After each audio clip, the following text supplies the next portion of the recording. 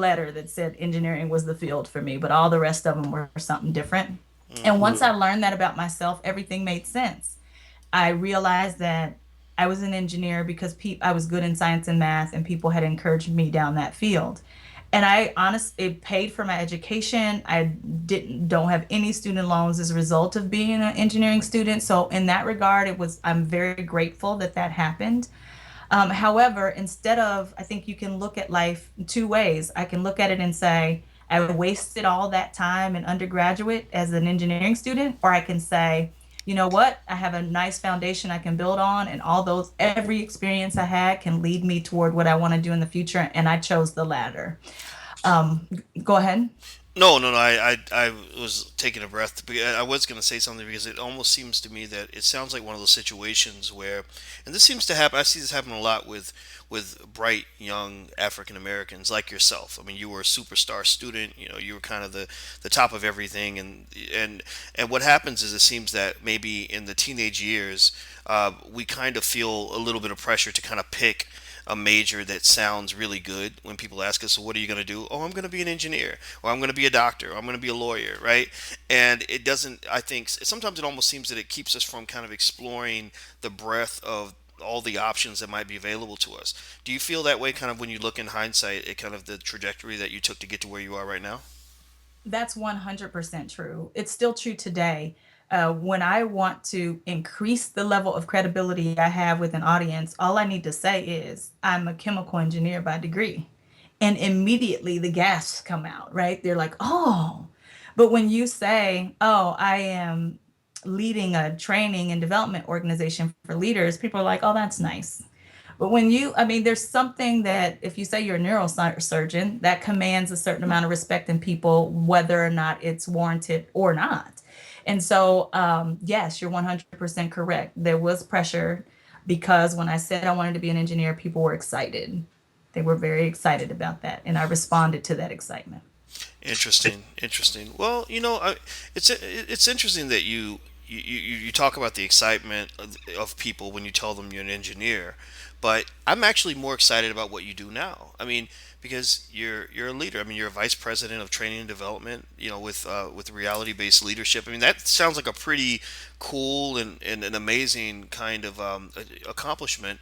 So why do you feel that people don't respect that as much as they did, when you said that you're an engineer, or you know what I mean? Like why, or maybe why do people react differently to one versus the other? Yeah, leadership is one of those things that people think everyone can do it. In fact, part of the reason that I have this awesome work I get to do every day is because leadership is one of the only jobs that people will throw you into and not give you any development. They'll say, hey, yeah, sure, take these 27 people and lead them go forward and conquer. But I can't drive a city bus without any training, but I can lead people without training. And so when you contrast that with engineering, most students couldn't make it through the first semester of engineering curriculum. And so because of that, they associate competence, intelligence, rigor with being able to finish an engineering program. I'm not sure that that's all true, but I do believe that that's what happens in people's minds when they get excited about technical professions over something like leadership development. Interesting. Well, I think this is a good opportunity. Then it sounds for us to set the record straight. In terms of what it really takes to be a leader, because as you know, there are a lot of people out here who say, "Oh, I'm a leader. I'm going to be a leader." Or you even hear you're people's kids say, "I'm a leader," right? And the kids haven't got any training. They're like 8 years old, but they're already saying, "I'm a leader." Um, as a person who trains leaders and who has studied leadership, what is it about leadership that many of us are missing in terms of really understanding what it actually takes? For those of us who do it badly. Well, if we've not done it badly, we've at least probably been subjected to someone who's done it pretty poorly at once, or at some point in life. And what I will say is, many times what I see is there's two things. One is trying to have rules without relationships. People will follow you to the ends of the earth if they feel like you don't have to feel sorry for them, but you at least need to be able to empathize with whatever their predicament is at the time. And then being responsive. So we're so afraid to have short conversations around feedback to say, hey, this is what you're doing well. Let's talk about how we can build on that. This is what you're not doing so well. Let's talk about how we can work around that, mitigate those risks, get somebody else to support you. But having those conversations, especially in America, we're so used to talking more about people than we do to them and somehow expecting them to change. So that's one thing that I see regularly with leaders who don't do it well. Now, for the people that I've watched and I say, man, that person is an amazing leader. They spend the time with touches. So, what do I mean by that? They understand that group coaching, mass emails is not how you get things done. That if Boyce and Nicole are working together, that Boyce and Nicole need to actually talk to each other at least once a week, just to course correct, make sure we're aligned about if I worked for your organization, that I know where you're trying to drive it. Um, and you can't get that to me all the way, always through email. It's not the most effective communication strategy, but because it's efficient, we use it. That's really interesting. Now, I'm actually taking notes here because this is insightful stuff. I mean, I think it's something that people have to understand because I know that in my own life as a de facto leader, when I started seeing that that I would do things and say things and people responded to that, it made me think about the responsibility of leadership. And one of the things that I learned really early in the game is that there's not a whole lot of room for your ego. There's room for confidence. You have to have confidence, but arrogance will get you destroyed. I mean, the rug will be ripped right out from under you. And then when I started thinking about it even more, and maybe you can elaborate on this, I started concluding again in my really uneducated way. I haven't been formally trained in this like you have. I started concluding that leadership was service. That literally the leader had to be the person who was the first one to take one for the team, make the sacrifices. And I got to a point where I felt that even though I was able to influence the people that worked for me and supported me, it was almost as if I felt that I had that there was that it was the other way around. I didn't feel like I was the dog. I kind of felt like I was a little bit like the tail, and you go back and forth. Can you talk about that a little bit in terms of leadership really being a form of service and your perspective on that? Yeah, there's actually a book called Servant Leadership. In fact, the author's name is escaping me right now, but it's an excellent book about what it means to get people to want to give you discretionary effort. So the largest conglomerates in the world, like Gallup or Connexa, they call that engagement. In layman's terms, it's called happiness. So how happy you are at work and how willing you are to give me that extra effort without me working towards it, that's all, it's all related to how I am internally feeling about my immediate manager. People think that it's about my circumstances, that it might be whether or not I get to dress a certain way, do I have freedom or not. Those things are important, but my relationship to my immediate manager is definitely a driver for that. And some of the best work I've seen in that area has been done by a guy named Marcus Buckingham, who will show you the data across thousands of companies and what it looks like in the same areas with the same ability in terms of revenue generation, but they're very, very different in terms of revenue generation based on who the leader is. And then when you look at what those leaders do differently, the ones who generate more revenue are the ones who understand what you just said, that servant leadership is important, because the skills that got you to this point, those things that were like your hustle, the things that made you, write multiple books or get different businesses started, are not the same things or the same competencies that help you be a good leader. And that's where people get derailed. What drives you before is a healthy sense of pride and guilt, driving through things through to completion. But as soon as you become a leader, it's about courage.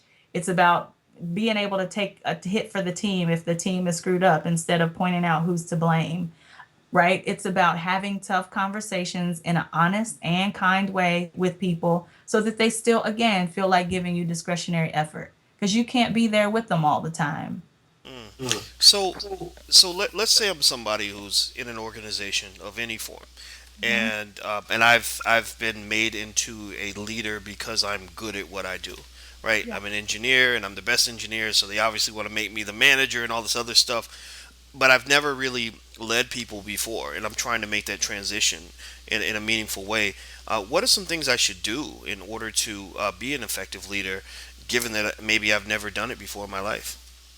Yeah, so the first thing I would say is there's some critical books I think that you should read. Not that reading fixes everything, but some reading that will help you to test some things out, some on-the-job training. So one, and whenever you're changing your job, period, there's a book called The First 90 Days. So you're going into a new business, going into a new market, working for someone new. It's a good idea to read the first 90 days. If you don't want to buy the book, there's plenty of downloads on, if you just Google the first 90 days, to tell you what kinds of questions you should ask and what kinds of things you should be looking for when you change your approach. So that's one thing. The second thing is an exercise that I take new leaders through that I think we can actually do it right now on this call. So I want you to think about the person who you really liked working with or for, or someone who you felt was an amazing leader, coach, mentor, or teacher. So it could be professional or personal. Sometimes people think of their dad, other times people think of coaches. It doesn't matter, but just someone you feel like, yep, that person was amazing. And I would work with them no matter where we were. You got somebody in mind, Dr. Watkins? Yes, I'm thinking about. Actually, I was thinking about Dr. Cornel West. Okay. Yeah, every time I've been around him, um, I've always felt respected and appreciated. I've seen him interact with other people, and he has this amazing human touch Uh-huh. that just is extraordinary to me. And and I think that what I loved the most was not just authenticity in his personality, but also um, just that human side of him that sort of says, I'm not sort of dealing with you as if I am some sort of special person and you're not. He deals with you in a way that says we're all special. We can all be special together, and I actually like that a lot. So yes, that's who I'm thinking about. So, if we were really doing the exercise, I did it for you. I was taking notes while you were talking. The things that you said about Dr. Cornell West was that he was authentic, you respected him, you appreciated him. He was amazing with the human touch, down to earth, and he made everyone feel special, basically. Yes. So then I would, your list is 100% emotional characteristics or EQ. You didn't say because he's smart. You didn't say because he can drive projects through to completion. You didn't say that he could put Gantt charts together. And so when I do this usually I'm in a class of 50 to any number of people, and I have them write down their descriptors on a post it note, just one descriptor per post it note. And then I have them place on a board that I have a large board in front of the room, and so when you got lots of people, you would have some people would say things like smart. And so I put that on the IQ side of the board. And then I have everyone else put their post-it notes on the EQ side of the board. So anything that's related to actual intelligence that you can measure, put those things on the right side of the board. And then emotional intelligence things, put those on the left side of the board. And it's a nice visual depiction. So if it were just you and me, all of your descriptors of Dr. Cornell West would be emotional intelligence ones. Zero of them are about how smart you are. And so that is one of the major differences between leading people and just being a peer of people. How smart you are matters not very much at all. How smart your people are is what matters the most. And how can you inspire them? And some people need a little inciting, but mostly, how do you inspire them to move things forward? And so you just demonstrated it here as well when you talk about Dr. Cornell West. Now, when I'm teaching about leadership, most of the time, people have that foundational stuff already down, though. They've got the emotional intelligence stuff down, they have good working relationships, but maybe they're not getting the results they want. Maybe things are highly complex, lots of change, and maybe they're growing extensively, and then they're running into some more complicated challenges. Interesting. Well, I will say that when I think about leadership, another thing I think about is something that a pastor that I respect. Dr. Kevin Cosby once said, and he's actually also the president of an HBCU in Kentucky, Simmons College. And I remember he said it was really simple, and he said he was talking about young people, leading young people, but he said, before you correct, you must connect. Yes. And and one of and I held on to that because what I decided was that I think that one of the universal things that can bring people together and connect human beings is love. That no matter what a person's background is, or any living creature's background is, if they know that you care about them, they're going to respond to you, right? So I started, especially with young people, but really adults too, because I think we're all little kids on the inside. I would always try to connect. You just listen. If they have an issue, you hear it out. You try to empathize, and then you notice that they trust you and they respond to you. And if you need something from them, the give and take kind of works. And I find that just works so much better than barking at people or using your authority to try to pound people into submission or threatening people and all that other stuff. What comes to mind when I sort of describe that to you? Um, the slow, and what you're describing is more of a dictator style of leadership. Things are slow. People are afraid. Trust is not there. Conversations that need to occur don't always occur. And there are some environments where that approach works. I'm thinking of the military. Generally, though, it works because people have already bought into that structure and that idea. And so because they have bought into it, then it works for them. But I also know that one of the people that I like to listen to his YouTube videos a lot is I'm not Dr. General Mark Welsh. And you know what? He is in the military and he understands that caring about your people is important. And I would challenge that General Mark Welsh probably gets even better results than other people because he's figured that out.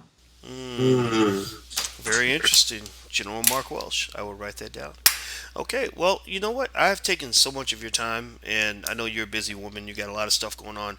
And if it's okay with you, I'd like to talk to you again in the future about different angles of leadership and some more stuff that's on your mind, if that's okay. Absolutely perfectly fine. All right, all right. And if people want to get in touch with you, Nicole, how can they do that?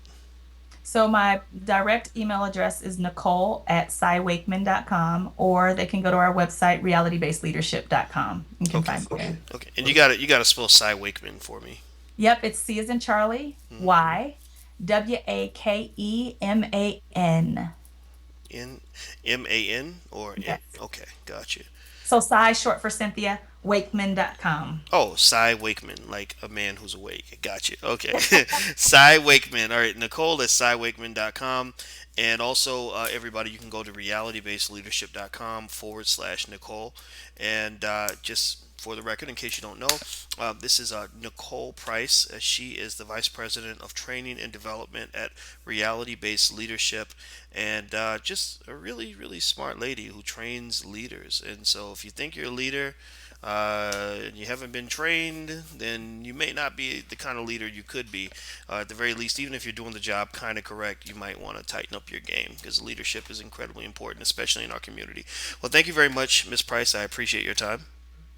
Thank you for having me. I appreciate being here. Absolutely. The pleasure's all mine.